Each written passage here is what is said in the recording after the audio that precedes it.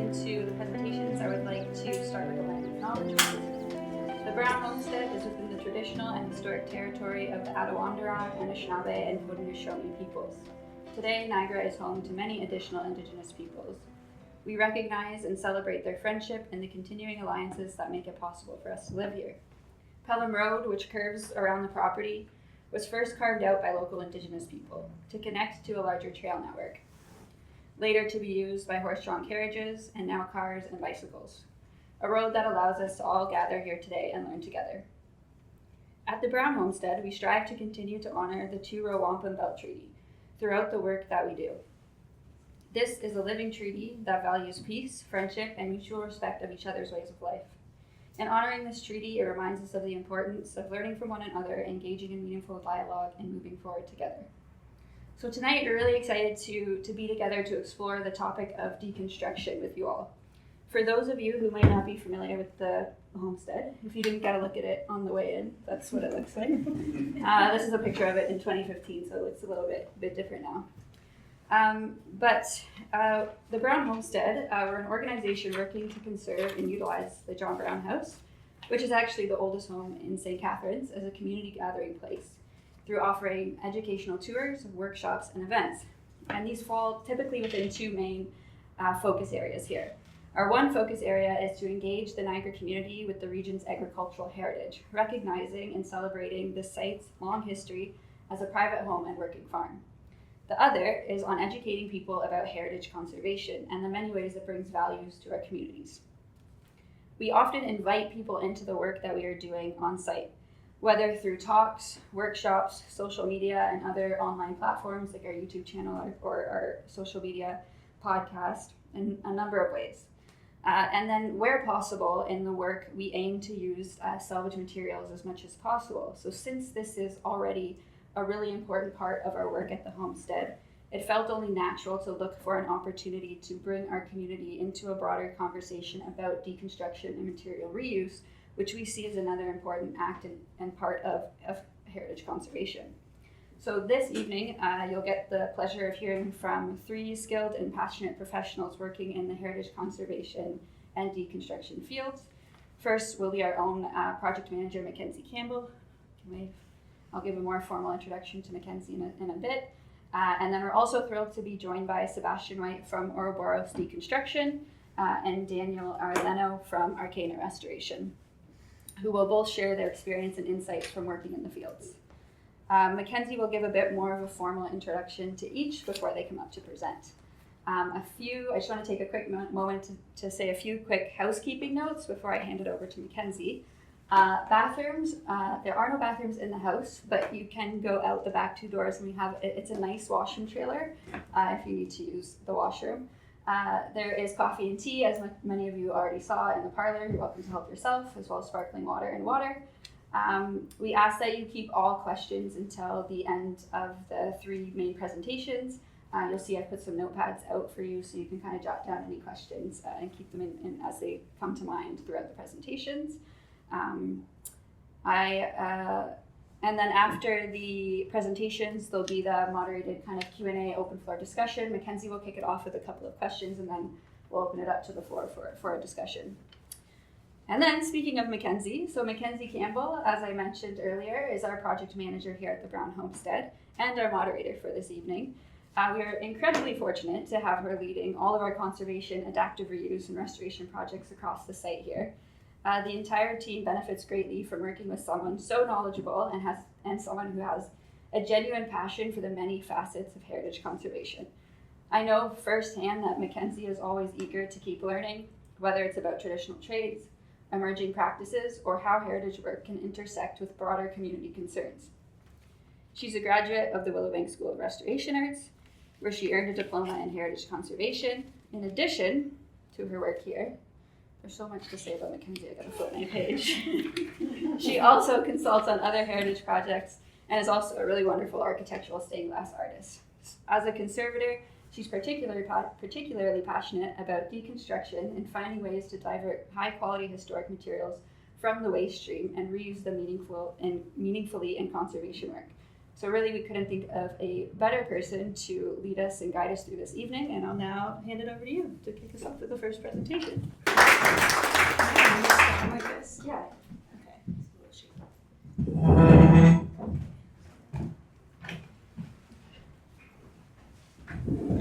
Okay. Hello, everyone, and welcome. My name is Mackenzie Campbell, like Teresa said, and I'm the project manager at the Brown Homestead. I'm so glad that you can join us for this evening's panel discussion, Built to Last, a conversation on building deconstruction and material reuse. Tonight we're exploring an often overlooked but critical part of the construction and conservation industries: what happens to a building when it can't be saved in full? And more importantly, how can we still have something meaningful come from it? So why deconstruction? According to the Circular Innovation Council, in Ontario alone, we send over 1 million tons of construction material to landfills every year. That's about 1/3 of our total landfill waste. And the most frustrating part, a significant portion of that could have been reused or repurposed if systems like deconstruction were in place. Deconstruction offers an alternative. It's not just about taking apart buildings, but thoughtfully salvaging its materials so they can live on in new contexts. This has incredible potential, both environmentally and culturally. So here you can actually see the linear system that we're pretty much used to right now, where you see raw materials being processed and the construction of new builds, and then a demolition and everything goes into the landfill. What we, as patrons of the restoration and conservation and deconstruction field, hope for is more of a circular system. So we would prefer to see it deconstructed, and it could either be reused, recycled, and then processed, and then put back into the system of construction. So what is deconstruction? Deconstruction is more than just demolition. It's a thoughtful, often manual process of taking apart a building piece by piece to preserve as many materials as possible for reuse. It's about giving materials a second life, whether that's reclaimed flooring in a new build or bricks used to repair another historic structure like we do here at the John Brown House. It also supports local economies by creating more jobs than traditional demolition, especially in the skilled trades and recycling sectors. While the practice of salvaging materials from buildings has existed for centuries, formal deconstruction as a structured and environmentally driven alternative to demolition began to emerge in North America during the 1980s and 90s. This shift was largely in response to rising landfill costs, a growing awareness of construction waste, and the early momentum of the green building movement that we all are very aware of. The first deconstruction training program in the US was launched in Portland, Oregon in 1993. You can see the logo here. It was called the Reuse People. This is another one here, Build Reuse, where they actually do training on how to deconstruct, and you can be certified, which we don't see here in Canada. Since then, cities like Portland and Milwaukee, and even Victoria, BC, here in Canada, have taken leadership by mandating deconstruction for certain types of buildings. For example, Victoria, BC has a bylaw that places a 90-day hold on demolition permits for houses built before 1960. That gives time to consider deconstruction as a first option rather than defaulting to demolition. Over the last 20 years, we've seen a steady shift from salvage being niche to it becoming a part of our larger conversation around sustainability, embodied carbon, and the circular economy. So why it matters here at the Brown Homestead. At the Brown Homestead, heritage conservation is at the heart of everything that we do. And when we conserve buildings, we're not just preserving the history, we're avoiding the environmental cost of new materials and landfill waste. But we also know we won't be able to save every building. That's where deconstruction becomes a part of our story. It gives buildings a second life, even in pieces, and allows us to continue educating the public on the value of our built heritage as well. It allows us to salvage parts, materials, even craftsmanship, and reintroduce these elements into a new life. It's still preservation, it's just a different form. Starting on small scale, several of our projects here in the John Brown House have incorporated salvage materials such as hardware, light fixtures, the hand-forged nails the Willbank students banged into the wall upstairs. That came from a deconstruction project that we actually acquired the nails from a heritage mason, Ryan Donovan, who works in Hamilton. We also use a lot of reclaimed masonry. So anytime we have masonry restoration projects on the site, we do focus on, if we do have to replace a brick or a stone, we do go out and source it from some sort of heritage building or construction site if we can. This is one of the most recent examples that I can give you is our dairy adaptive reuse project. And if you were here earlier and able to tour the site, you'll see that there's a brick structure outside right by the bathrooms. We're actually transforming this 1850s historic dairy building into an ice cream parlor. So for this project, we're repurposing salvaged wood from the 1810 Nixon house in Niagara-on-the-Lake that a Noddle native Monty Slingerland deconstructed this house decades ago, and it was actually able to salvage most. Hello, hi. Sorry. Oh, that's okay. You can come in through here. Sure. I had to park behind somebody. Okay, Sorry about that. I got totally lost getting here. It's okay. Sorry. Okay, sorry. So decades ago, Monty Slingerland, who lives in Niagara-on-the-Lake, actually saw that the Nixon house that once stood was going to be demolished to basically build a brand new big mansion in Noddle on it.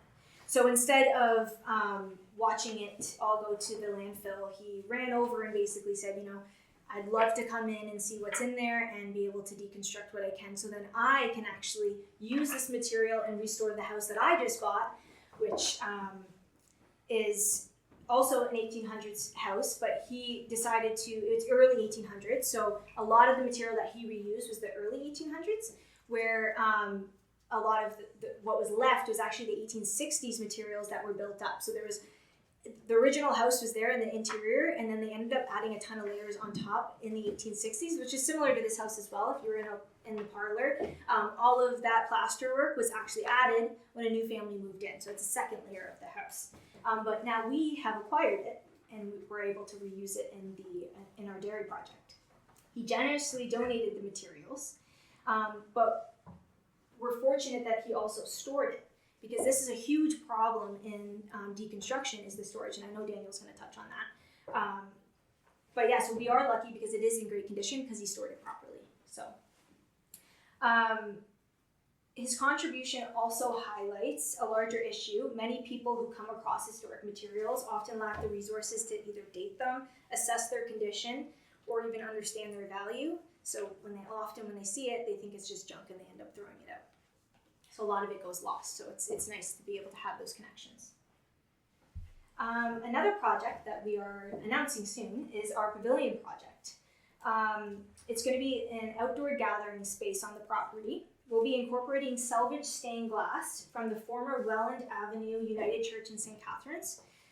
Windows that would have otherwise have been lost with the building's demo, we're able to reuse and breathe new life into. So we have about 12 of 14-foot stained glass windows, so they're huge, and we're going to be able to repurpose some of them into this pavilion build. By integrating them into our pavilion design, we're preserving a piece of community memory and a space that will serve people for generations to come, which is great. Looking ahead, we're applying salvage thinking across all our upcoming projects, from door hardware to baseboards to floorboards. We're looking at everything through the lens of reuse. This approach helps us build stronger relationships with local tradespeople, salvagers, and community members, which some are in this room today. And most importantly, it keeps materials and the stories they carry out of the landfill and in circulation. Okay, so for introducing our panel, to deepen our understanding of deconstruction and material reuse, we're joined by two incredible practitioners whose work brings this concept to life. So Sebastian Whyte is the Business Development and Sales Associate of Ouroboros Deconstruction, a Greater Toronto area based company that reimagines how we approach the end of a building's life. His background in interior architecture, sales, business, and coordination. Daniel Arellano is the founding partner of Arcana Restoration Group, a heritage masonry firm in Toronto, and the founder of Arcana Materials Company, an architectural salvage company focused on diverting historic materials like reclaimed brick and stone from landfill. A member of the Canadian Association of Heritage Professionals, Daniel is a strong advocate for integrating salvage and sustainability into the broader conversation around heritage conservation. So let's begin.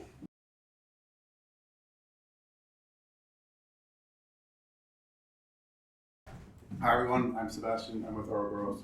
I'm filling in for Meredith Moore, the founder, who was unable to make it unfortunately today, but I'm going to share all of her information.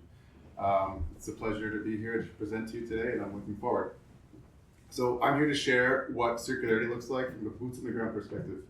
This includes recovering materials, rethinking waste, rebuilding, and rebuilding with what we already have. So there's a problem. What's going on here, Sarah? Nope, other one. Hold on, coordination. Here we go. This is the problem. So for instance, we look at Toronto because we are located there. Toronto sees over 2,700 demolition permits issued a year for residential projects. For perspective, one 2,000 square foot home can generate 140,000 pounds of waste, and a lot of that can be reused. That includes things like wood, brick, and fixtures. This volume of waste is obviously a huge loss of economic potential and a missed opportunity to reuse demand for virgin materials. We have to do better. Reduce demand for virgin materials. So, to try to combat this problem, Ouroboros was started in 2022 with the goal of creating a full circle approach to material recovery. We chose the Ouroboros symbol because it's a perfect representation of what the company does. Through the careful dismantling of buildings, we recover valuable materials and give them a new life. It's an old symbol in Egyptian and Greek cultures of the snake eating its own tail to symbolize continuity.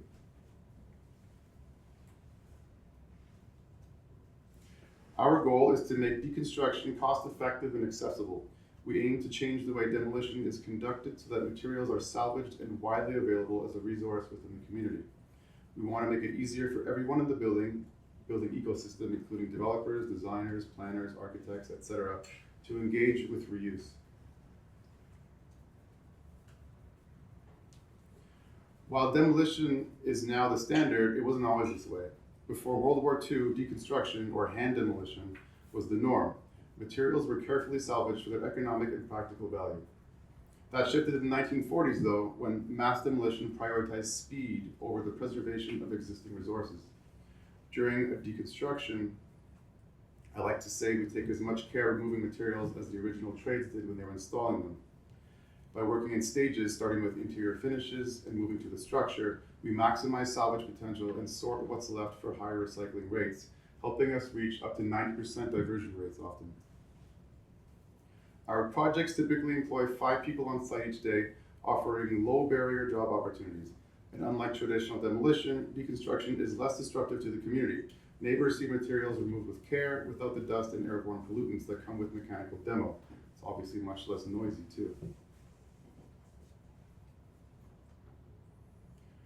No matter the scale or the scope, on every deconstruction, we're operating in the circular economy. Here's a look at the team in action. Mapping, recovering, and moving materials through what we call our circular pathway. Audit, salvage, store, and reuse. Reuse isn't an afterthought, it's a design input. Even when a project only hits part of this cycle, the impact on material outcomes is significant. This is one example. So to give you a better understanding of our process, I'd like to do a bit of a deep dive on a project we're working on right now in partnership with Create Toronto. It's 1113 Dundas Street. So this address is a 2-story Italianate row house built in 1884, the last one still standing from its original row. and the oldest building left on the block. Rather than defaulting to demolition, the City of Toronto decided to try something new, a full deconstruction pilot. These photos here show the site's transformation from its early days before the Trinity Bell was boom, which is a trendy part of Toronto, to just a few weeks ago. They were pulled from the Toronto archives by Alex McKinnon, an architectural historian who worked with us to document the history surrounding this home prior to its removal and to better understand the materials and culture embedded in it.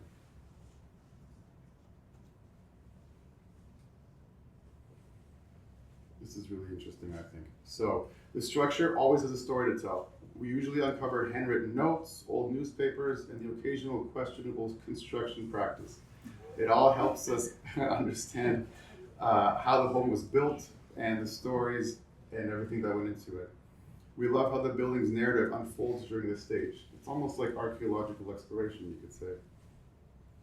At Dundas, we partnered with Zachary Mollica from U of T to explore new ways of documenting that story. This here point cloud model was created from over 1,200 site photos stitched into a photogrammetry map. Unfamiliar, but I will learn about it. Which we then imported into Rhino, which is the design software that is a 3D constructed tool, to confirm the lumber package before deconstruction. Savannah's demolition permit documentation process, now required for all demolitions, ensures key historical information is preserved and archived in the city's municipal archives.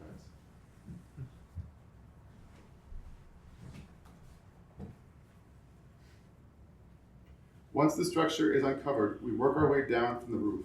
As the lumber comes out, it is sorted by dimensions, and then it undergoes initial processing.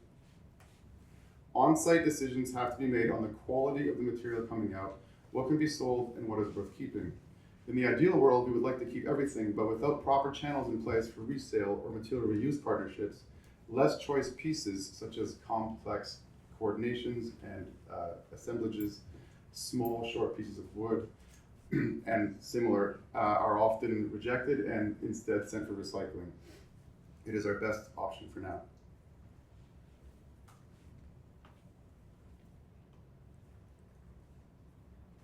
Deconstruction offers value beyond its environmental impact.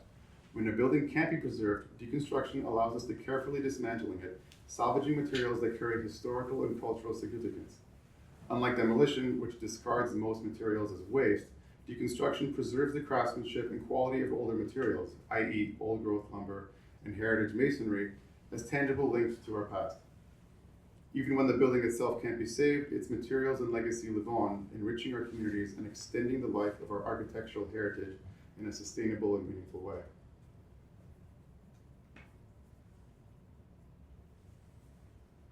So it's a growing movement, deconstruction. Here is a map of North America showing some of the sites where there's activity. This growing network of partners reflects a larger shift. While Ouroboros is one of the first in Ontario, cities across North America are adopting deconstruction policies and reuse requirements. With embodied carbon targets now part of the Toronto Green Standard, this change is already underway, and industry is looking for ways to keep up. This map shows an example of how fast the movement is growing.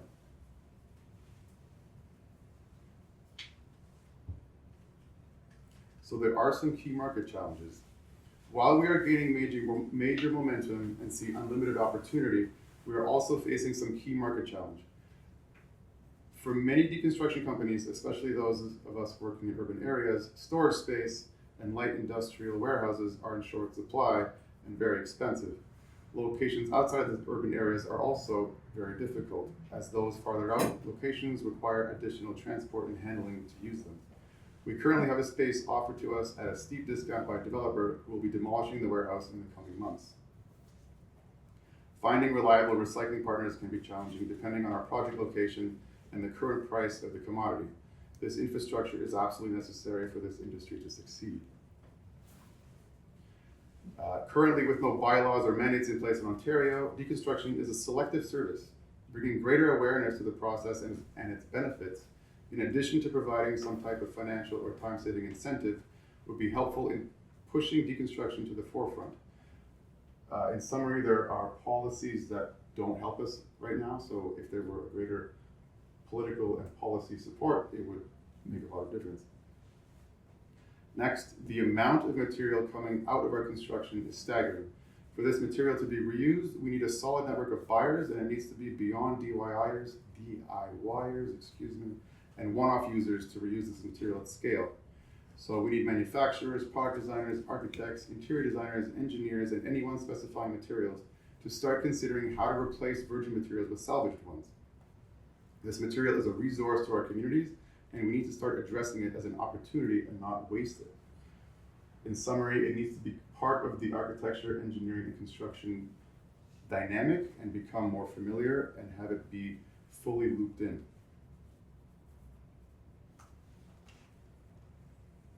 And that's a summary of who we are and what we do and what challenges we face.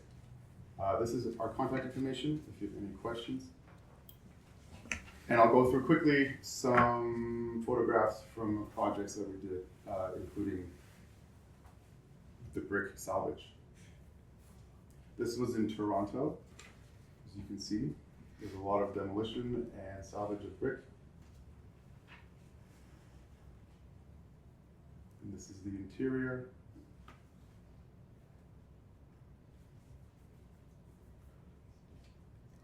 I believe that is all. That is all. Thank you.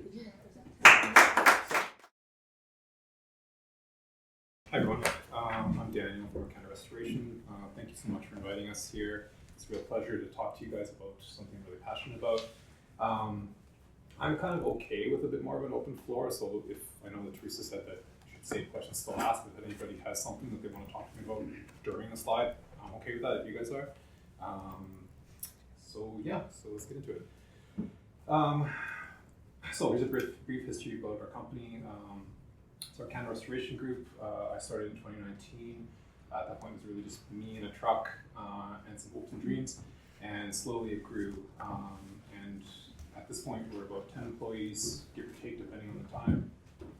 And we still mostly focus on residential restoration, but we do some institutional, some commercial, and a little bit industrial at this point. Throughout, I'm going to be kind of like sprinkling in like sort of inspirational photos or like stuff that we do.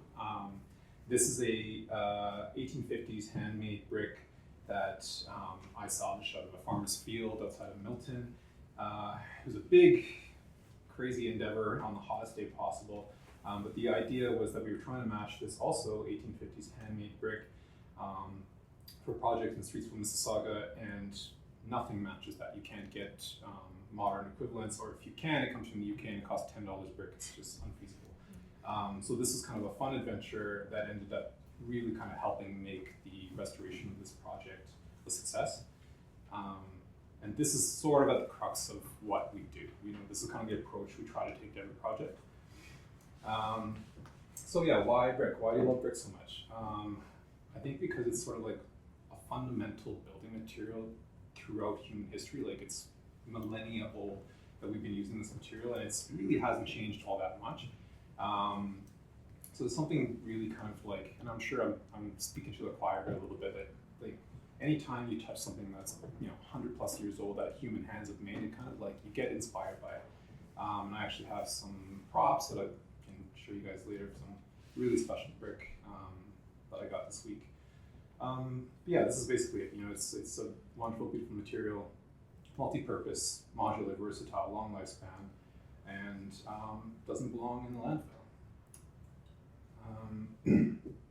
I don't know if anybody's been to Florence, Italy, but this is a really special adaptive reuse project. I was there a couple weeks ago, and every time we go, I really try and spend time at this place. It's called Le Murate, and it's a 15th century convent complex that later became a prison. It operated as a prison for a couple hundred years at least, until the 1980s, and then underwent a long period of abandonment, and eventually was purchased by the city of Florence, adaptively reused and restored by Renzo Piano, and now it's this incredible like arts complex with cafes, bookstores, theaters, housing kind of integrated throughout. It's beautiful, and as you can see, like these are 15th century structural arches that have inset stone lintels. There's steel, so you can kind of see, like, similar to where we're standing now, like there are layers of history integrated, and this is really kind of like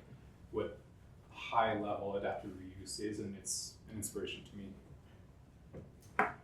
This is also an inspiration. This is a somewhat local to GTA deconstruction operation called Historic Lumber Company. They've been taking down homes by hand since the 1970s. It's a family business. I went out there a couple years ago to check out some brick that they had. They have acres of lumber from mostly farmhouses that they've been hand dismantling in the sort of Milton, Caledon area.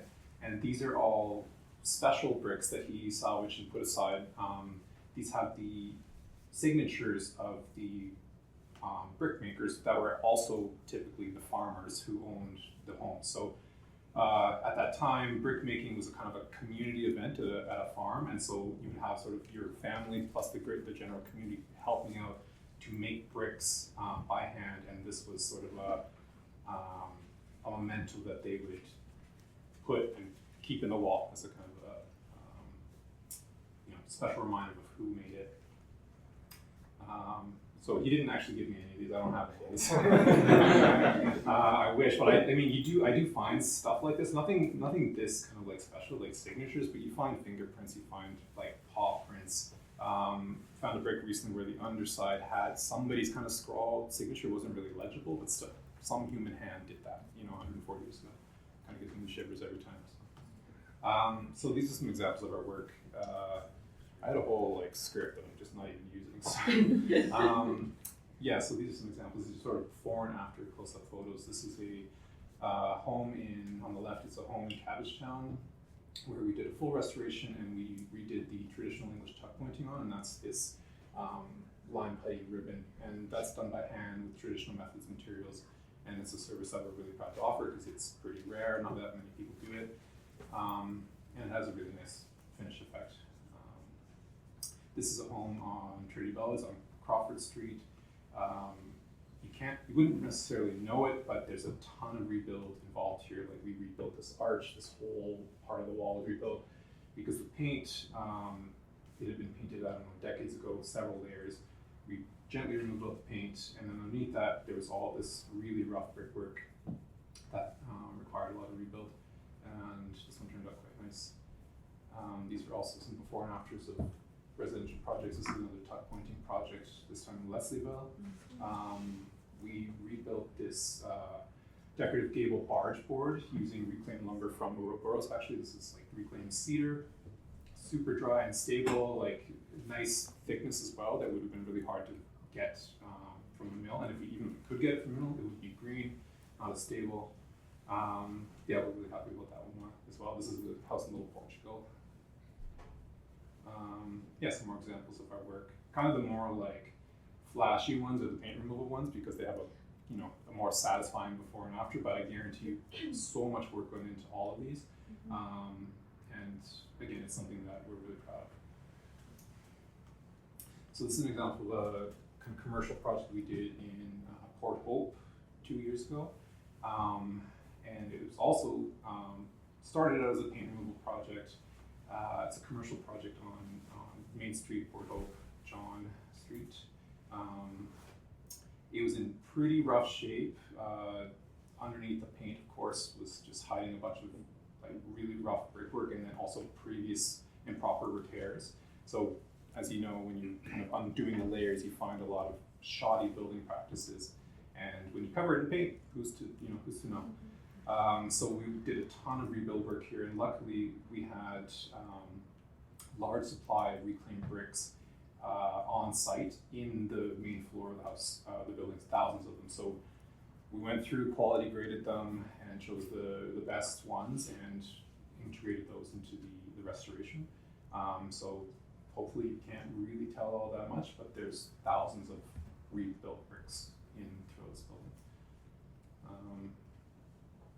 Yeah, so the best place to, I think, follow us to see our work and our process is on Instagram. I try to keep that up a little more than the website, for better or worse. But if you're interested in kind of seeing some of the more of the stories behind it and some process, and I also try to share some of our challenges because Instagram it's great for showcasing what you do best, but it's not always that accurate in terms of reality. And I think that's helpful to share your ups and downs, and have other people share them as well. So, and here's a brick with some fingerprints in it. So this is a project, 3 Riverside Trail in Davie Point, Toronto. This was a Ouroboros Deconstruction project that we were asked to collaborate on them with.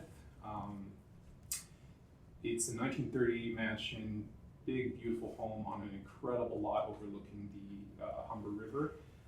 Somebody bought it for $5 million and tore it down mainly just for the lot. But luckily, basically Meredith got called in at the 11th hour because they were about to demolish this building. I think they felt badly about throwing it all away. And as you saw in the previous photos, there's walnut paneling, it's gorgeous. This is all Credit Valley sandstone, and Credit Valley is a beautiful, really, really dense, strong sandstone. It's local to the GTA, and it's hard to come by nowadays, especially some of the more purple burgundy colors. So yeah, Meredith got called in. She brought me in to consult and to help her price the project and see if it was possible. And that is her the week before she submitted her price, staring into the abyss. And she and I were having a conversation about, is this possible? Yes, if so, how do we do it? The scale of this project was really daunting. The schedule was super daunting. I think she had a 3-week turnaround, and Christmas was in that 3 weeks. So we had to figure out a way to do it. They've deconstructed a lot of buildings by this point, but they hadn't yet done one of this wall assembly. So these era of buildings is a slight tangent, but this era of buildings is like really interesting to me because you're transitioning from kind of traditional to modern, and there are both elements integrated. So here you have traditional stone masonry with lime mortar combined with an interior backup wall of brick and terracotta with structural steel. It's like it's 2 things all at once, and it's kind of a fun era in that way. But because of that, there were some challenges. Like it's wasn't exactly straightforward. I'll get into that a little bit. So these are some of the kind of questions that we were trying to figure out beforehand. Like, is it doable on the schedule? What kind of challenges does the structure present? What sequencing do we have to take into consideration? What's the feasibility of moving all this material off-site, and what kind of a yield can we expect given our strategy, and can we make it financially viable? And all of this is kind of an adventure, and that's sort of like, this is sort of what keeps me going. I've had some like ups and downs, especially on this project, and I wish Meredith was here to kind of roll her eyes at me, because there were moments on this project where I was like, I don't know what we're doing. I think this is backwards and stupid, and I wish we were doing it. But then you catch me in moments like this where I'm really inspired and kind of like feeling the opposite end, and really that's kind of what an adventure is all about. It's like going through the ups and downs and finding your way through the challenge and making something happen. So this is my first task, was to, before we got into the deconstruction, I went around and did a inventory. Took photos of every elevation, coated all of the stone, not all of the like coarse ashlar stone, but all of the, I'm calling it feature stone, so the sills, the lintels, the mullions. There's some more decorative coping stones above the bay windows and up in the pediment. And then created this spreadsheet where I have some dimensions for some of the stuff, and then it got skidded, so we wanted to know what skids it's on. Somewhere in here also I have the condition, like did it come off the wall in pristine condition, was it banged up? So this is kind of an exercise, I've never really done this before, this is an exercise to try and make this kind of a deconstruction professional for one, and viable. It also should help us in phase 2 of the sale, so because we know where it is, we can say, is it sold or not, here's the price, where to go to. It's kind of like, I think, the first professional process that needs to happen. So this is the second part of the process of deconstruction. So Meredith and her crew started by taking off the roof, removing all of that structure and weight above it.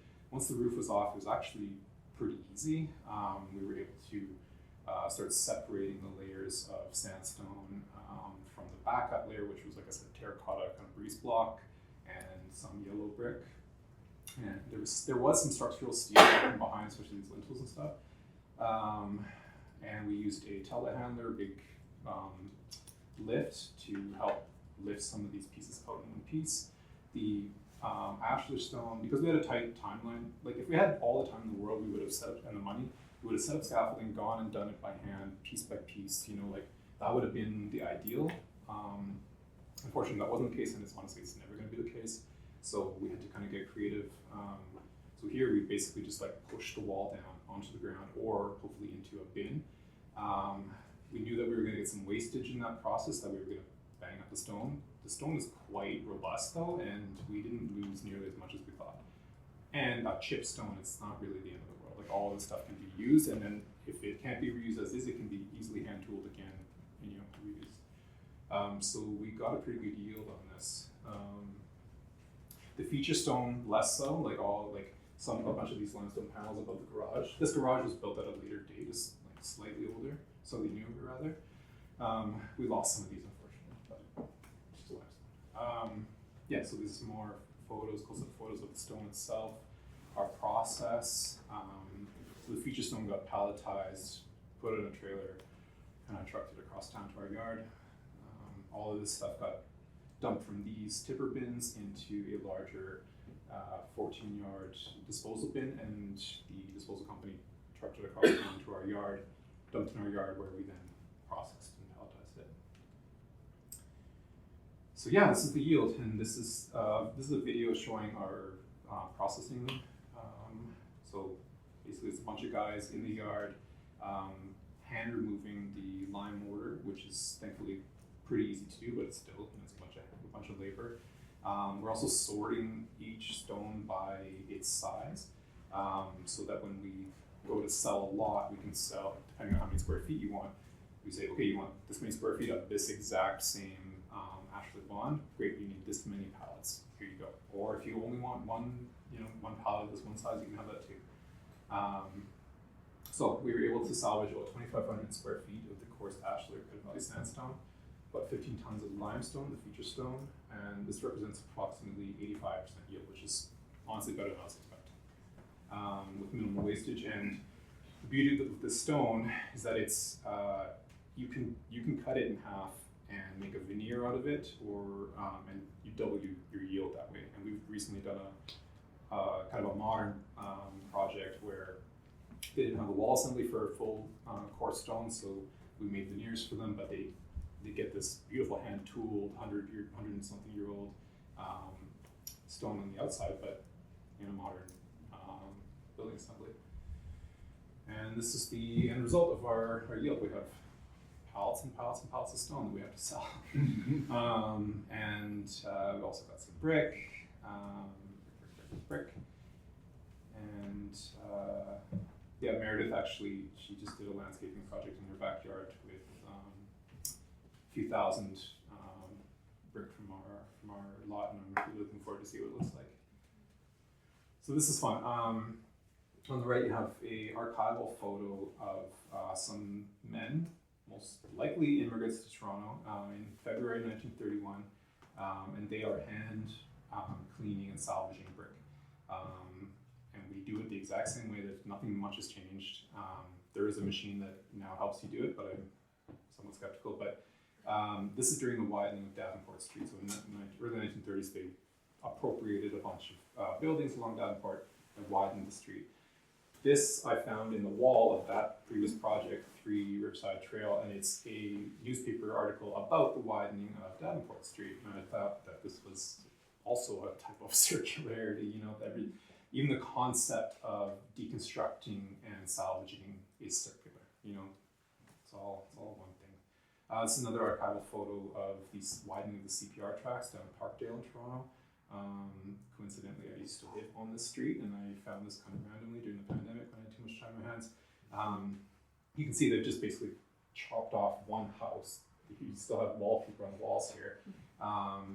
And here is a pile of bricks because they valued materials and labor was cheaper, and all of this was going to reuse. And I believe this is the 1920s. or 1910s. So yeah, here's some photos of our product. This is a reclaimed Don Valley pressed brick. These are from the foundations of a commercial block on Danforth. These are also Don Valley bricks. This is a sort of mid-century rug brick from a Victory House in Leaside. And these are some Victorian era buff bricks. Oh, can I ask a question? Yes. The rug brick, what's the date on it? That would be 1940s, late 1940s. Okay, Yeah. thank Yeah. And it's a really dense, hard brick, and laid with a hard cement mortar. So actually, the reclamation process on that is slower and more costly than it is on a heritage line brick. you. Yeah, we were looking for a 1920s brick with that kind of rough surface. Yeah. To do some restoration. It was difficult to find. Yeah, they would be, because there's less incentive, I think, for people to reclaim them, because I don't think people see them as being old enough or valuable enough in that sense. Also, the difficulty, if you go to try and clean the mortar off of those bricks, it's a pain. So it's easier to just throw it out, obviously. So this is somewhat exciting. This is our next salvage project. Again, all this stuff tends to happen on the 11th hour. I don't know why. I think because it's, the mainstream is just demolition. That's how everything gets done, especially in Toronto with the pace of development. It's all about speed. That's all anybody cares about. But because there's so much development, there's so much potential for reuse and deconstruction. So Meredith is making headway. Things are growing at Ouroboros, and they're busier than ever, which is a really good thing. It means that mentalities are changing, things are changing. And for us, in the sort of masonry world, it's a little bit different, but we're still kind of having to kick down doors to make things happen. So Meredith somehow found me the CEO of this development company's email. I wrote him an email on Monday at 11 p.m. and he got back to me in the morning. And as of today, they've agreed to send us dump loads of this really special brick from the Danforth Baptist Church on Danforth and Bowden Streets in Toronto. This is the back of the building, and you can see it's a sort of craftsman style. It's got all of these clinker bricks, which are grotesque, but also super special and beautiful. So the earlier part of the building is 1911. The later one is, I believe, early 1930s. And that's what the sort of later one looks like. It's really unique, really beautiful brick, really strong, robust, with great modern addition project, I think. It has all kinds of uses, but we expect to get thousands of brick from this. And stay tuned by watching our social media to see what becomes of that. And I brought some samples as well, if anybody wants to take a look at the clinkers. So thank you so much.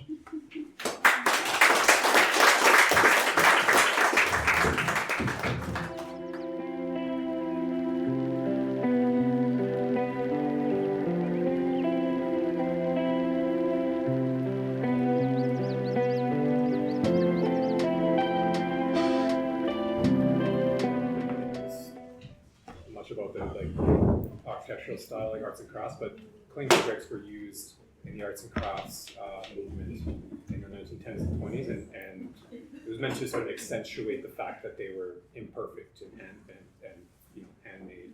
So you see them on a lot of those type of style of homes, and are there many in the region? And I don't know much about St. Catharines, but the architecture. No? That's what makes them special. That's what makes these bricks really special. They make great climbing walls. Yeah, for sure. No, for sure. And actually, that would be a cool project for this, like a reclaimed architectural climbing wall. Can I ask you about your masonry cleaning process? I'm kind of looking into a project on my own Brown house right now, but we're kind of hitting a lot of obstacles trying to get a clean brick. It's 1920s house. It's a buff rug Milton brick, what I can tell, built in 1918. I brought some. A rough rug brick? Yeah. Oh, interesting. Yeah. Okay. See, I brought some.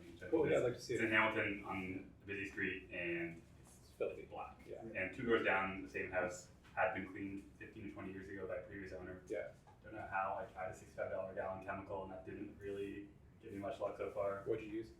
One Restore. One Restore is good, but it's like really light duty. And so like for heavy duty clean, we use it, but like, and we use it, it's good to use because it's quite safe generally. It's got all these buffers that make it like safer than some of the other acid-based products. But for like really heavy soiling, especially if you have, in a rug brick, you have all these grooves where like carbon is going to just embed, right? So you need a stronger acid basically. And like a muriatic acid or like a detergent? Muriatic's not the best for that. Muriatic's better for removing like mortar stains and stuff. I think it would work, but it's probably too strong. The like hydrochloric blend, it's nasty stuff. Don't get me wrong. Like it's really like Is it sold like that, or you can make it? You can no, probably could. I wouldn't risk it. No, like I can send you some products to you. Yeah. We use a range of things, and typically we try to start at the lowest possible.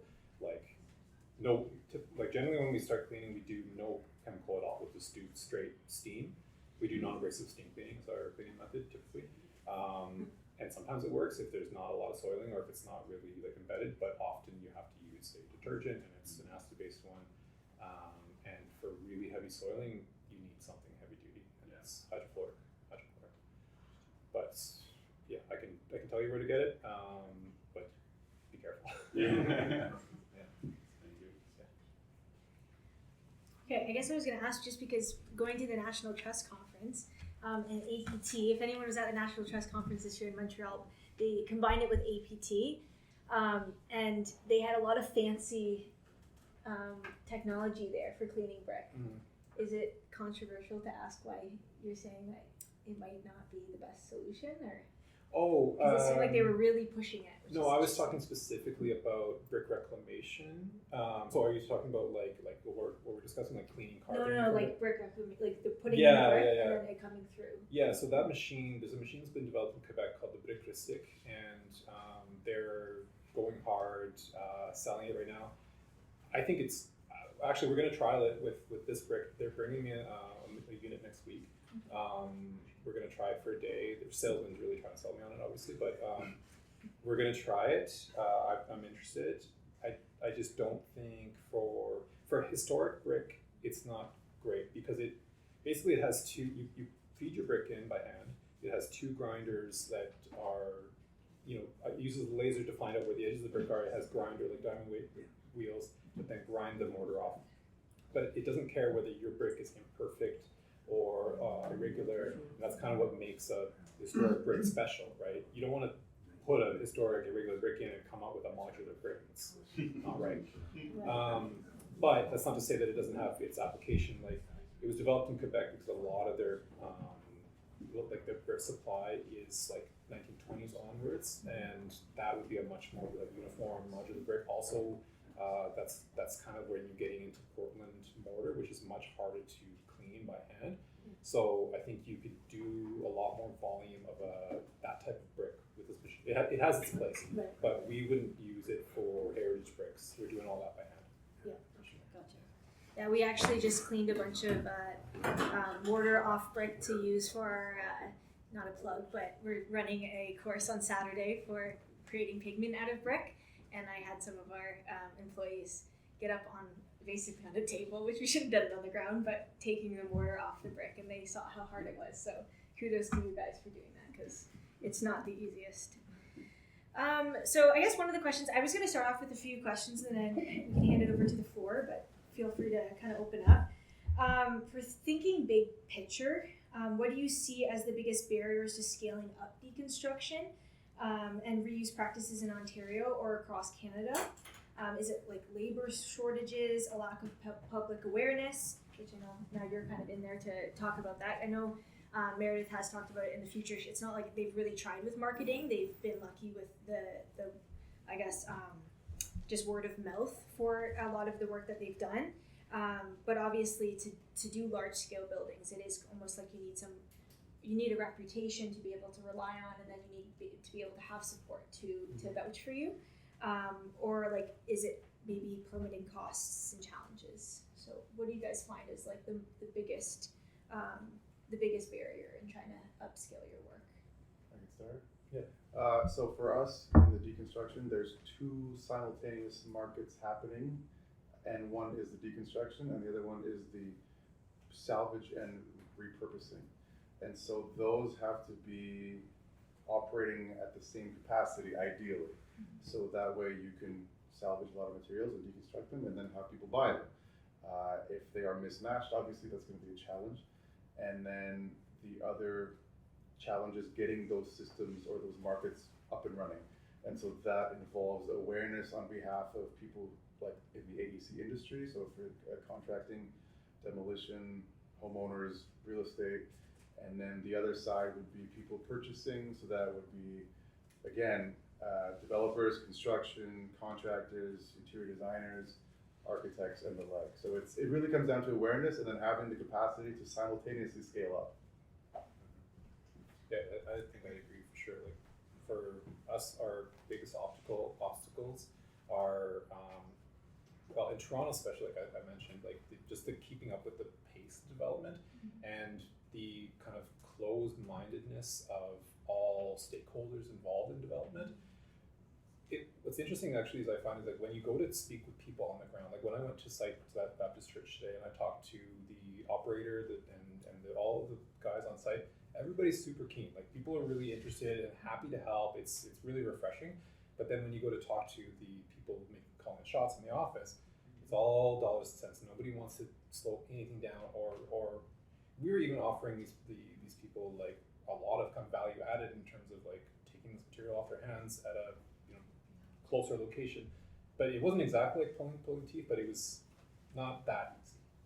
So I think that's where the like perception, the concept needs to become more mainstream. It needs to be less of like a niche, like strange idea, and more of something that is like the way that things should be done.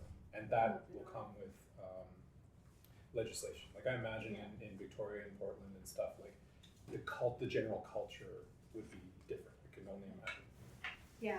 So I actually, speaking of the Victoria, BC one, I actually did a job shadow with the ACO with Toronto architect Catherine Naismith, and I joined her virtually in meetings, and she tried to meet with some of the PMs for the candidates. Obviously, everyone's saying yes to meet with us, just to kind of get the vote. But she did try to push, what is that conversation, and like, is it applicable to Ontario? Obviously, Victoria, BC is a very, very small in comparison to Ontario, but there are cities around here that could implement those bylaws. And I think what's interesting is that that conversation's not even being had.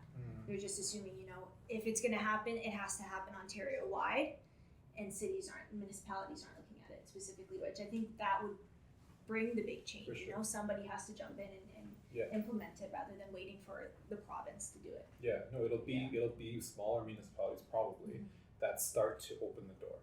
Like somebody needs to be bold and take the risk, and set the example. Set the precedent, and then it'll start to kind of snowball from there. There's, with the current government instituting fast-pacing development without studies being done, that's just entirely counter For sure. to the effort to reclaim stuff. They want to fast-track stuff even more. So that's Yes, bad news, definitely. Yeah. However, that being said, I think that there will be a counter reaction to that, amongst people like you in this room and then beyond. Like I think a lot of people have a negative feeling with that, and there's only so much you can do to change policy and greater politics. Like you feel kind of like disempowering, except for when you actually do something small, like going to the church and seeing if you can, like it's kind of that sort of thing. It's more grassroots, and I feel like that actually has more power to change than anything. The municipal government is also super important because local policy is the touch point for development and construction. That's where you go to get approval or you're rejected. And so when that touch point becomes the green light to this process, then that will make things better all around. For sure. It'll force people to become aware of it by regular time. I mean, you don't want to be heavy-handed, but like you can be an education awareness process that helps it grow. Yeah. I know like Meredith just gave a talk to the city of Toronto this week. I haven't heard from her about how that went, but like just the fact that she's being invited to be in the room is it's important progress. So, and we have a pretty cool mayor, or like, a mayor who I think has values that are more aligned with, I think, what we're discussing here. So hopefully we'll see some progress from that. Yeah, definitely. I guess one of the things that I was kind of interested in, I know, obviously this would be more phased from Meredith, but for you, Daniel, I think one of the issues that we find often is that people don't really see the value in things, specifically heritage buildings. I think I've heard a lot of people speak on, it's not valuable unless it's pretty, and I think that's interesting because you're just totally discarding the history that's attached to those buildings. How do you educate clients or the public about the importance and value of salvage materials? Kind of like, what's your stick? If somebody going in and speaking to that director or that owner, do you use storytelling or like other strategies to do with do you explain the heritage, the history of it, or like how do you go about doing that? Yeah. Like convincing them almost. Have you? Well, that's a good question. Luckily or not, I don't have to do a lot of convincing because people come to us because of what we do. So typically, if I'm answering the phone, thankfully, it's somebody who's already on board. They're already passionate. They're looking for somebody to match their values and their goals, right? Because if you just want brickwork done, you can get it done, But if you want sort of like bespoke, high quality heritage restoration brickwork, there's only so many people you can call. So in that sense, I don't have to do a lot of convincing. But when it comes to reclaimed brick, that's a little bit different, and I do have to kind of, give it more of a romance, perhaps. But I think actually what we're realizing is that there has to be more than that. Like it have wider, broader appeal.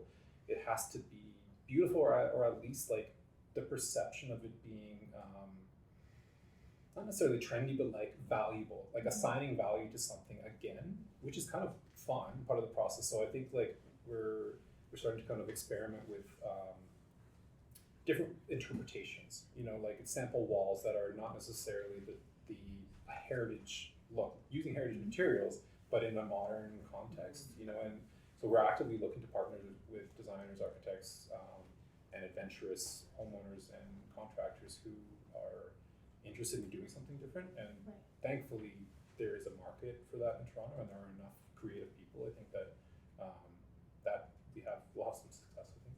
Right. So. Something more interesting than like a restaurant back. Yeah. I think like you can see on Pinterest and stuff a lot of like reclaimed brick walls, but like which probably look good and better than your average like subdivision.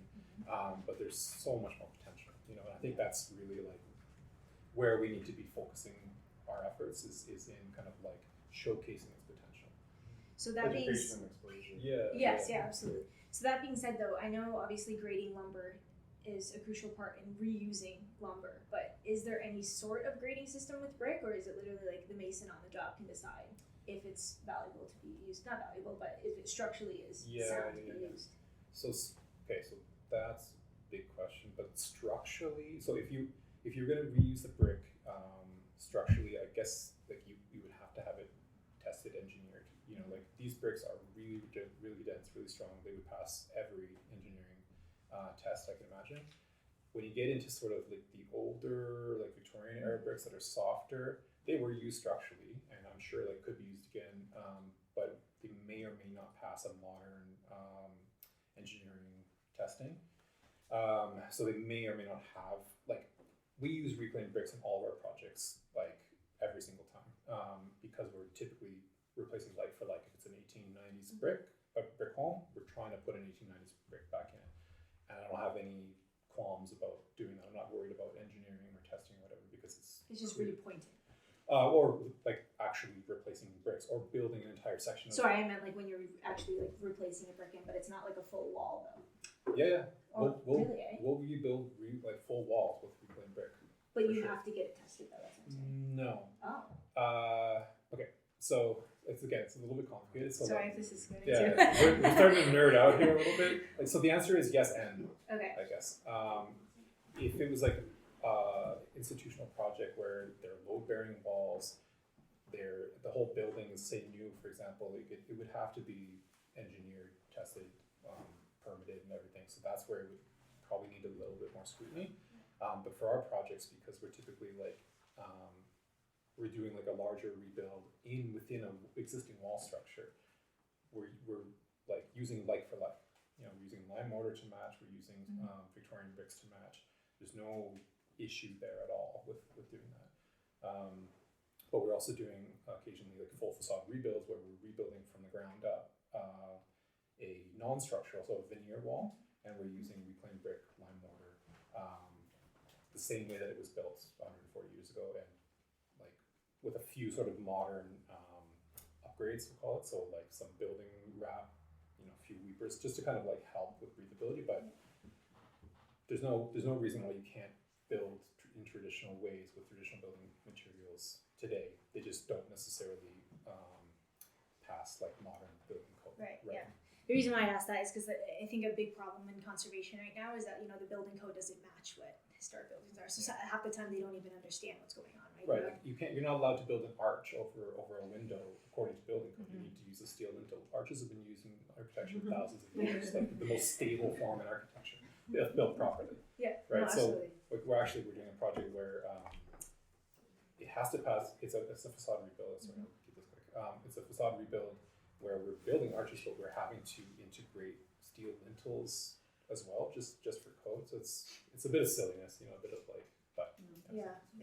No, we ran into that because if anyone's ever been to Willowbank School of Restoration Arts, like the location, there's a dry stone building there, and we threw out the idea of incorporating dry stone into the pavilion project we're doing. But I mean, ultimately, what's going to pass is the question, right? Based on what obviously the building code doesn't recognize dry stone walling as a structure. Yes, Tom. One of the things, that you're battling when building reclaimed or you can be is there aren't a lot of engineers that are familiar with the integrity of reclaimed materials. So if you have a client that's set on an engineer and they go, I don't know anything about this, there kind of goes the job. Right. So it's we know one that's that knows all about it, and it's very pragmatic, but it's difficult to find. Is that who's this? Marshall's. Oh, okay. He's from here. Oh, okay. Yeah. There's a firm in Guelph that does more like adaptive. Tacoma? Yeah, Tacoma. Yeah. Tacoma are good, and so they work with Ouroboros actually a fair bit to do Yeah, a lot of their you got to seek them out. Though. Yeah, they have to be sort of specialists, and everybody's worried about risk, especially engineers. And but you can't. We don't have lumber available that is of the quality that went into this home, for example. Like trying like a 2x4 from Home Depot now is new growth. It's garbage. For a hockey stick. Yeah, So with masonry, like I haven't really gotten into it all that much because we haven't, like I said, we haven't done, I guess, the types of projects so much or the scale of projects that would require that type of scrutiny. Yeah. I'm excited to. I'd be interested to see that challenge through. But Yeah. Does anyone have any questions? Open to the floor a bit, or? Yeah. Sure. Yeah. Is there a tension between preservation versus deconstruction? Does deconstruction provide an out over preservation? So, Well, I would say you. Yeah. You I haven't come across it myself yet, personally. I haven't been in the role for that long, but so far I haven't seen it. But I'd imagine from a school of thought, it would make sense that there would be. yeah, I mean, you hear in Toronto about buildings that are supposed to be preserved, and Yeah. then the next day they're demolished. Yeah. And does deconstruction allow them to do that, or? I know not intentionally. Yeah. But So we position ourselves as an alternate to demolition. I don't think, from a moral standpoint, it holds a bit of water, I think, but ultimately the preservationists want the building to remain standing. And so if it's not there, it's not there. I don't worry about it. I found that it can depend on what stage you get involved in the project. If you have the owner's ear, you may or may not have a better chance of getting your hands on it. But if they've set it to a demolition company who's already given their quote, they just want to get in and get out. Of course. I've had instances where I've offered money to come in, to hold off for a week. They don't want to hold off for a day. Yeah. No thanks, crunch. Yeah, it's really unfortunate. Yeah, I'll just touch on the fact that I know there's been projects that we're searching for stuff to be able to reuse in our buildings, and I think in the long run, I don't think we'd ever come across a problem where we're like, you either demolish it with them or you restore it with us. I don't think you're going to come across that. I think, like you said, they already made a decision. So I think in reality, we're coinciding together and supporting each other because we're looking for material to reuse. We need the stronger lumber. We need really just something that, especially if you're going to work in restoration. So preservation, conservation, restoration, different in the sense of if you're restoring something, you are looking for something that can be replicated. So most of the time you're probably building new to look old. Not always, but I just mean like if you're trying to match something. But we've come through instances where we're able to match based on finding something and it has the same molding or the hardware is very similar, which is really cool. So that type of stuff, it is nice to be able to use in our conservation projects. So I think we obviously are going to support the deconstruction aspects. Is there a registry of suppliers for materials? That's, I mean, a huge conversation. I mean, one thing that I guess we were talking about while we were prepping for this was, speaking on the fact that sometimes you're lost. Sometimes there's conservators that are looking for material and don't know where to search. I know there's a lot of people that want to do the good thing, but maybe shipping from Toronto might not be financially viable, right? Like it's sometimes difficult. So I mean, luckily we came across Tom Powers. He's here right now, but he salvages material. You salvage material, and you come across those projects based on the work that you do. So, but you have a place to store it, and I know storage is a huge thing because I know Meredith talks about this a lot in her talks. But it's great to deconstruct something. It's great to save things, but then sometimes it ends up as just somebody's junk in their garage. And somebody like Monty Slingerland, we were really lucky to come across because he came across us. He came to one of our open door days, and he was walking through, and I got to talking about the restoration of the dairy.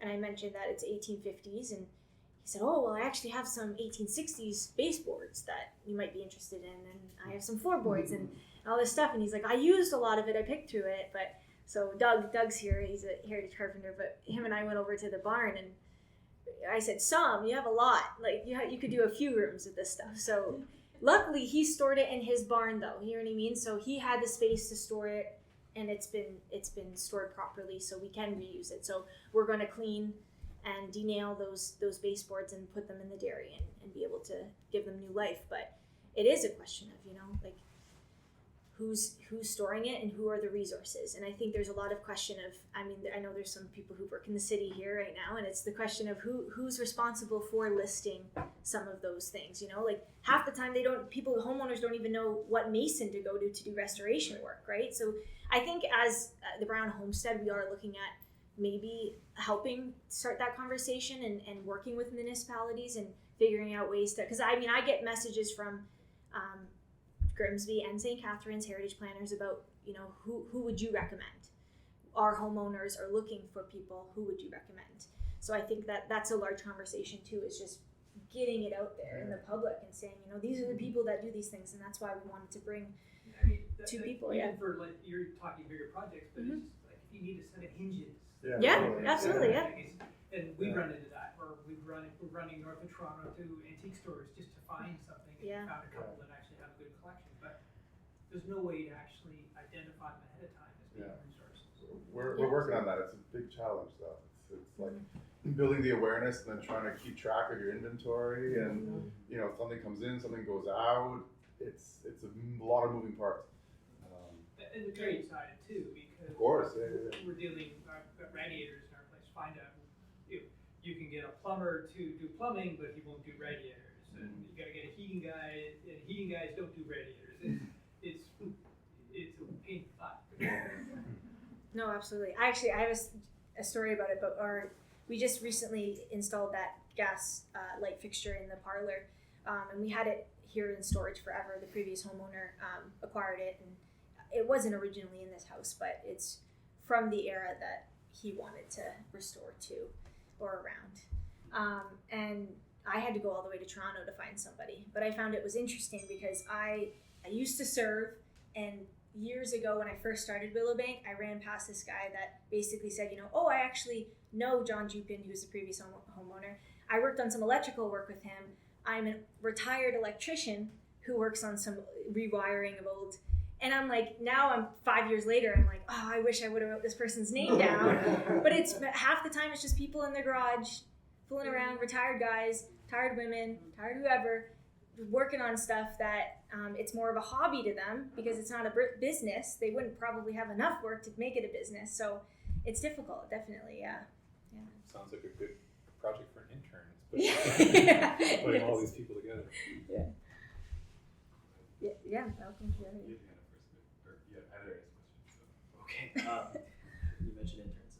So we're from the School of Restoration Arts, and one of the things we look at is how we can get into different businesses and get started in these kind of spheres.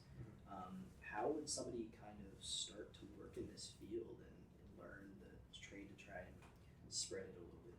Yeah.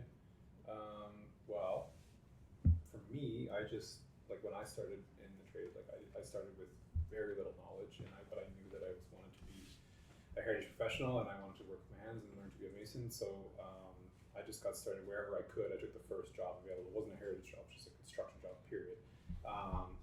And that was an eye-opening experience, but it was a good experience. And then eventually I got hired at a heritage restoration firm and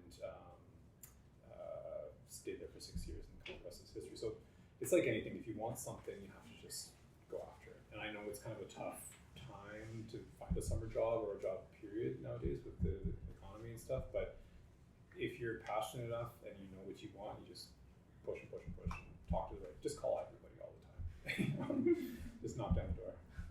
Yeah, I did the same thing. My path was very non-linear, but always kind of around similar orbits, and so I just knocked on the door actually, or like emailed them. I was like, hey, I like what you do. Can I get a job? And well, let's have a chat.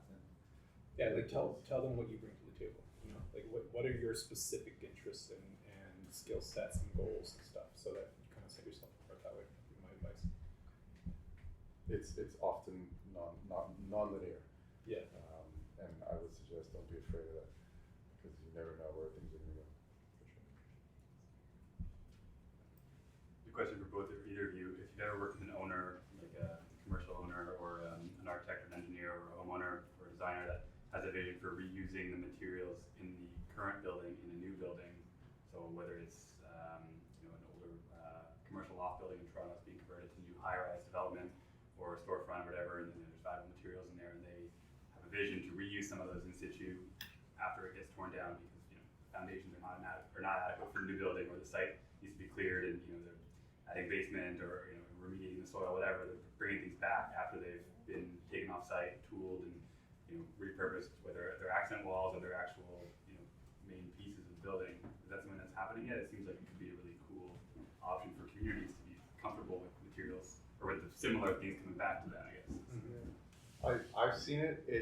And this was in a previous job, but it always comes down to money. If the owner has these materials and they want to keep them and they have the budget, great. Anything's possible. But it's always a negotiation between time and money and desire, and those three things are usually in contest with each other. You see it more on like heritage designated projects or listed projects.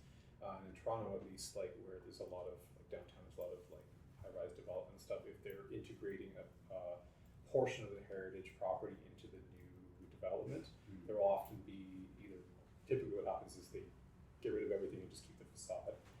But they're starting to try and do a little bit more interpretation or material reuse. So there are some sort of accent walls or like beams that are being repurposed as benches and whatever. So it's happening. It's still kind of tokenism, in my humble opinion, but I think it's a step in the right direction. We're getting there. And I get phone calls actually more and more often from architects and designers who are wanting to build new additions to things, and they want volume, like tens of thousands of reclaimed brick. And I think you saw our inventory is relatively humble, but like my goal is to be able to say yes to everybody, to supply the market in that regard.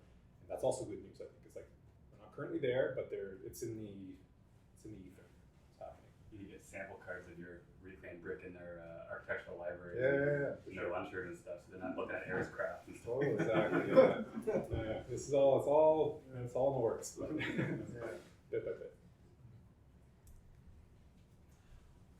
When it came to setting your professional standards, how you evaluate material, how you sort it, how you deal with storage, your philosophical background, was a lot of that for either of you and either of your companies? Was a lot of that workshopped in-house to fit your specific situation, or was a lot of it referenced from existing projects? You mentioned that a lot of this is going on in the United States, sometimes for a longer period than it has been in Canada. Were you guys drawing a lot of existing experiences? Was there a lot of communication, or did you kind of find that you had to workshop it yourselves? In terms of the concept of deconstruction and how the process of how you deconstructed and how you approach degrade materials. Right. For us personally, it's pretty organic. Started out from our own needs.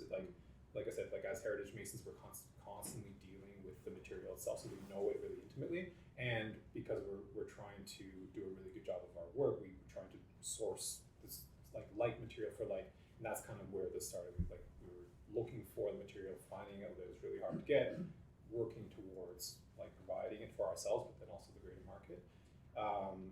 But also looking at examples internationally. So I was in the UK last week and reclaimed. First of all, heritage conservation is on another level there. It makes us look like the Dark Ages, and we're trying our best. We've got some catching up to do.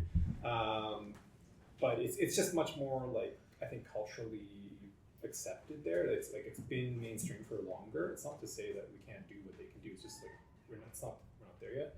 So when it comes to reclaimed brick, it's a viable, vibrant industry there. I spent the day and I did a tour around my one small area where I was, and I visited several reclaimed brickyards. So I'm kind of constantly looking at inspiration elsewhere and trying to see okay, this is the goal. If this is where we're trying to get, how do we get there ourselves personally?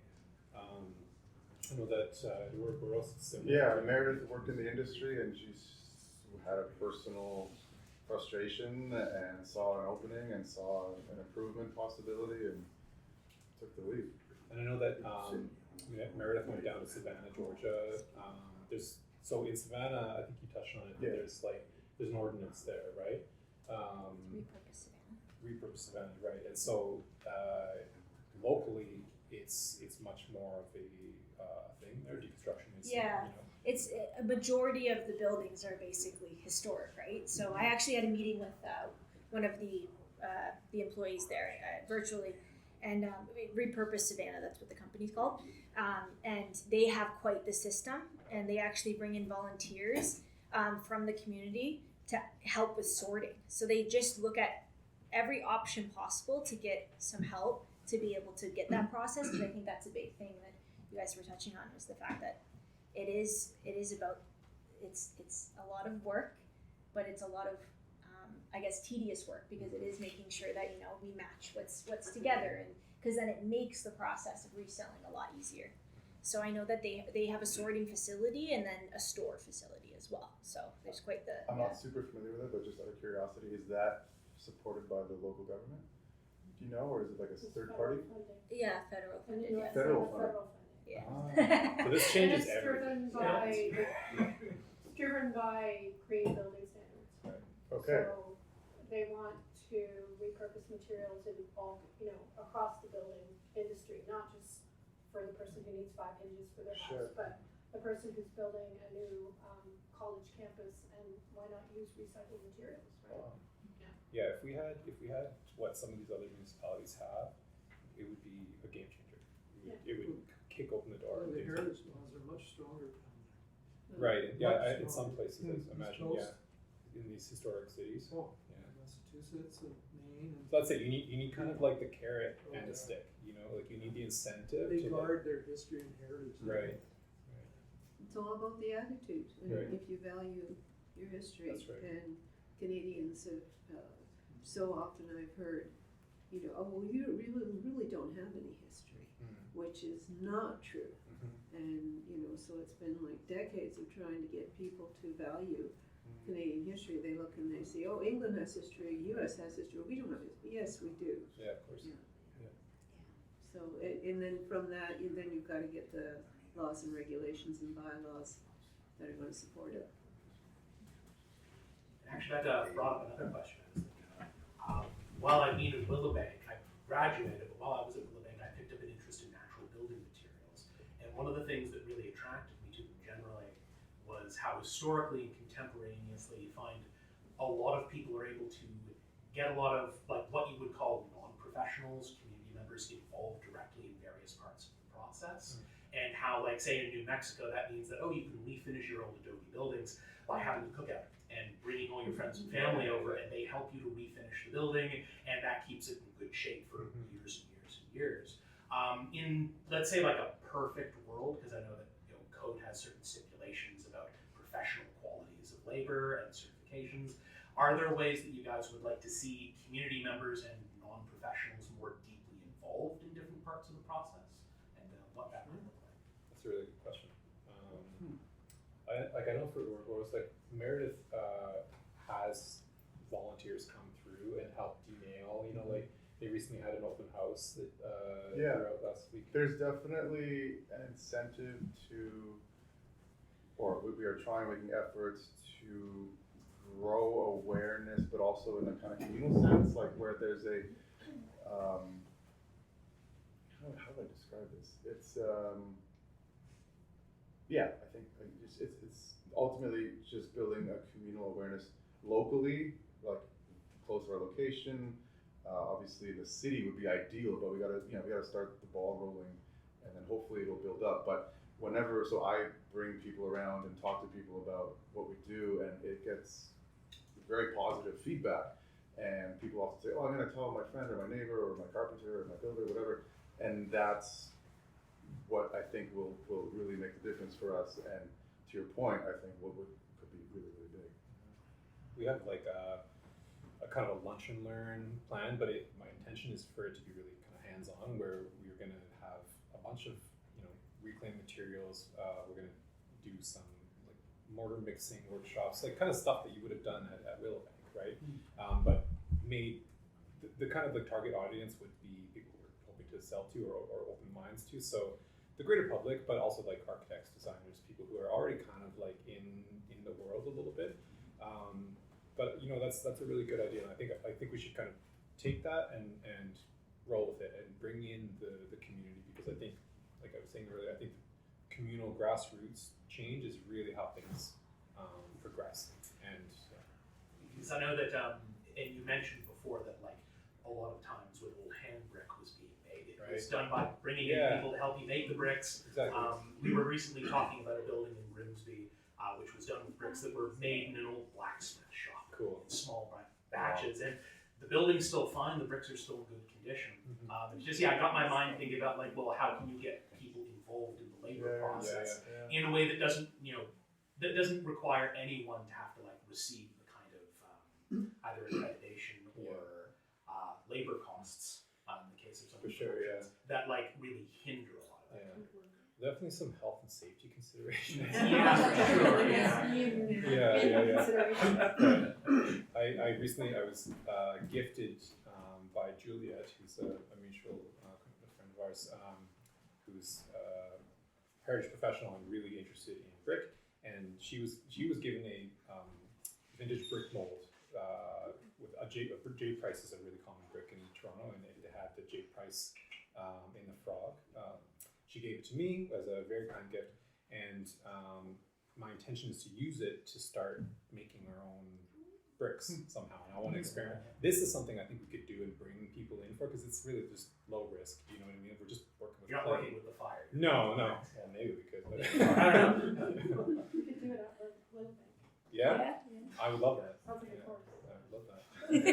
Open it to alumni. We have a restoration project in Welland Central Fire Station, and what we've found is that there are a lot of retired people or recently retired people who still have their certification, who've been our volunteers and who have actually been able to rewire the whole basement, but they're certified electricians. But we have to make sure that they have their certification. We can't just send the local the guy who thinks he knows how to do it. But so talking about bringing the community in, look for the older people For that sure. are just recently retired and still have all their skills. Yeah, yeah. I mean, Woodworking, this is crucial because the electrician. older generation, the people who are like transitioning out of the trades, they're taking a lot of this really valuable knowledge with them, and if it doesn't get passed on to the next generations, it's it's a real loss. So that's a good point. Is we should try and integrate young people who are keen, and retirees are people who are skilled and try and make that And they connection. have the time, a lot For sure. of time. Of people who are still working in the trades don't have the time to volunteer, and then No, yeah. you get a lot of donation in kind. Mm-hmm. Yeah, it's a good suggestion. Sorry, I'm just gonna add to that real quick, just because I don't know if you're fairly new. I'm not sure if you were there for that, but I know Ouroboros did a project with Half Climate with their study. But speaking on the fact of like bringing in architecture students, because I think Willowbank touches on this a lot. When we have a lot of our instructors that speak on material and understanding the material, specifically heritage, but obviously what you're using now as well, because they're building new. But there's a lack of understanding, and there's a lack of education in architecture programs now, which I think is wild. I mean, even in planning, you see a lot of regular programs, or I guess like university, registered universities pushing students through with not a lot of emphasis on the material. And I know you guys did a demailing course with it. Do you know much about it? Can you talk on that project? Yeah, I can. Yeah. So Just to tell this was everybody. last summer. Sorry, it was last summer. So Robert Rayner, he was teaching a fourth year seminar course at the Daniel School of Architecture, and there were a bunch of studios that he was integrating into the course. So all of his students were architecture students, and but most of these people hadn't really ever done any sort of construction or dealt with materials or anything. So what he was trying to do was to get them to work with their hands, and they ended up building a pavilion on an Ouroboros Deconstruction site, which is on Ossington and DuPont. They used reclaimed materials to make a sort of like interpretive pavilion thing that they built themselves out of reclaimed materials. So Meredith and I were not there at the exact same time. We just crossed paths on the same day. They did a denailing workshop, but we went and did a brick and mortar workshop where we explained what is heritage masonry, how is it different than modern construction, which you guys are learning, what are the different properties of lime, cement, and we brought a bunch of props and some lime mixed mortar, and they attempted to lay some bricks in the studio, and it was fun. And I really think that I don't think you should be an architect if you've never swung an hammer. I'm sorry, I'm just a humble bricklayer, but that's my 2 cents. But it was good to see that like these types of things do exist. I will say Teresa is going to send out at the probably tomorrow, but a recap of tonight, but also some resources of like kind of what we're talking about tonight, because they are really interesting studies that are being conducted, and it's worth the read. Julia. In considering some of the barriers of deconstruction, namely that dichotomy between demolition and deconstruction, I'm just wondering if there have been ideas circulating about creating partnerships with pre-existing demolition companies and kind of working with the enemy rather than trying to fight them. Yes. To answer your question, yes, we're doing it right now. Part of our a challenge we face is scale. So like with 5 people, you can only do so much.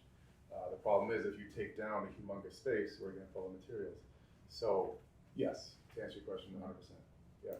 And then part 2 of that is you were saying that the current storage facility is being sold. Is the idea to be moving some of that storage outside of the city to smaller communities where maybe it's a little bit easier to inventory and expand? We're trying to have ourselves as accessible as possible. So being in Toronto, we can get people in and out pretty easily. It's a collection of, it's a big city, there's lots of people. We're trying to sell the materials as much as possible as well. So from a commercial standpoint, it's in our favor to be in the city. Obviously, cost is a problem. So it's a logistical challenge to try to just find the best way, path of least resistance and making the best of the situation. Also keeping it as sort of like, if the material is sourced locally, you want to try and keep it local, and traffic in Toronto is insane, and like driving something out of town and then having to go and get it, it's really logistically difficult, and you know, in smaller communities and rural communities, like that's less of a challenge, and also space is more like abundant and less costly. So I think that there are some places where deconstruction is a lot easier in terms of like overall costs. You know, in Toronto it's quite difficult in a lot of ways. We're fighting an uphill battle. There's also the different markets to sell to. So for instance, like you get a lot of decorative pieces from historical buildings which would be taken or interested by certain groups, and others are just raw materials for construction, and those have different customers as well. So there's trying to keep in mind who your customer is, where they are, how available the products will be, as part of the overall scenario. One interesting thing about your first part of the question, the dichotomy between deconstruction, demolition, and potential partnership with the enemy. I've had really positive conversations with some demolition companies, surprisingly positive, but most of them have been really shut the door. We don't care about what you're talking about. We have one way of doing it, and it's fast and dirty, and it makes money, and that's get out of my way kind of thing. But thankfully, though, like I have had some really positive conversations with people, demolition contractors, who are interested in and open-minded and doing things differently, and that's reassuring. You know, I feel like there's a lot of potential for those types of relationships to flourish. You have to convey that there's something in it for them. Well, most of the time it's just money. Honestly, it's like that's what I'm starting to realize. Like I used to come to it with my kind of romantic, like, oh no, shit. Like you have to bring it assign some value. So now any relationship that I'm trying to make, I'm like, here's what I can do for you. Let's cooperate. And that's why like incentives are very huge. Yeah, and if we had some incentive beyond, like, you know, like I fully intend to sell all of those bricks. That's the goal. But until I do, where it's all upfront cost, we have a ton of money invested in. It's a big risk. But if I had federal funding or like, you know, whatever, it would be a totally different story. I heard through the grapevine, I don't know how true this is, but that in a community in the West Coast, they said that they would give demolition permits faster to companies who use deconstruction. So that was a way to use time as an incentive. Sure.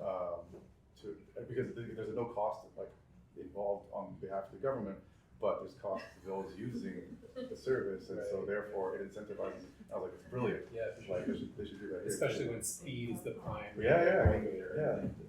Time is money. You guys are based in Toronto.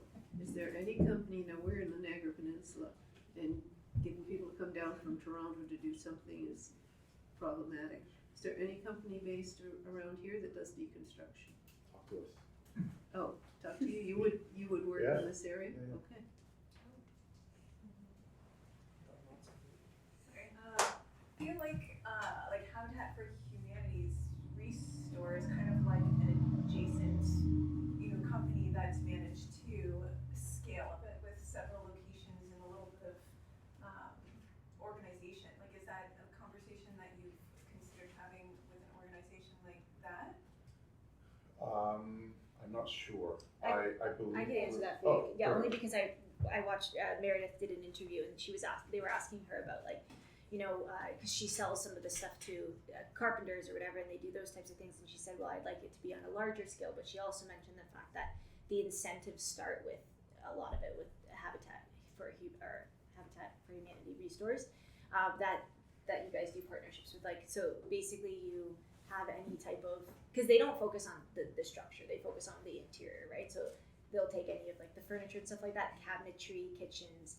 So that's obviously like, I think, number one. And I'm not speaking for, but I know she mentioned that in one of her interviews. Well, Ouroboros recently got charitable status, so similar to Habitat for Humanity, they can offer a charitable rebate to a lot of their clients, and this has been a big boon for them recently.